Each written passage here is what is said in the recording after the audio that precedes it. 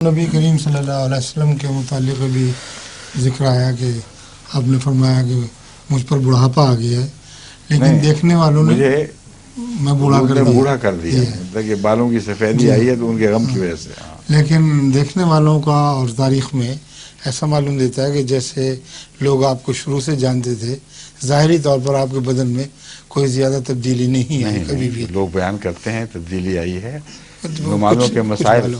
نمازوں کے مسائل کے لحاظ سے بھی لوگ صاف بتاتے ہیں فرق، کہ پہلے جب سجدے سے اٹھتے تھے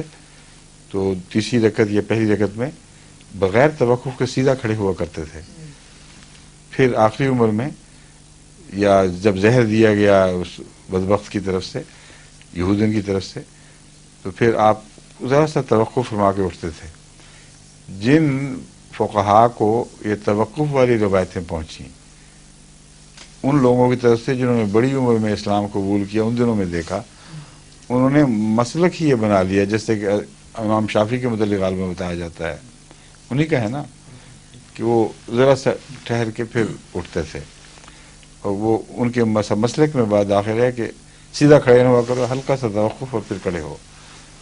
اور جنہوں نے پہلے جوانی کی حالت میں نمازیں دیکھی ہوئی ہیں وہ اور جانتے تھے کہ یہ وجہ ہے، تو آخر پر دیکھنے کے باوجود اپنا مسلک نہیں بدلا،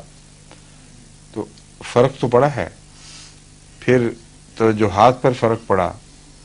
یادداشت پر ایک وقت میں جو فرق پڑا ہے وہ کوئی جادو وادو تو نہیں تھا، مراد یہ ہے کہ دشمنوں نے جو آپ کے متعلق کوششیں کی، نقصان پہنچائے، اور فکریں جو لاحق رہیں، ان کے نتیجے میں تھوڑا سا ایک وقت ایسا آیا جب ظہور غالب آیا ہے یا نمایاں ہو گیا ہے، غالب اگر نہ بھی آیا ہو تو، سمجھیں؟ یہ بڑھاپے کی باتیں ہیں۔ میرا خیال اس طرف تھا کہ حضور کے ظاہری شکل و صورت میں اتنی زیادہ نمایاں تبدیلی نہیں ہوئی،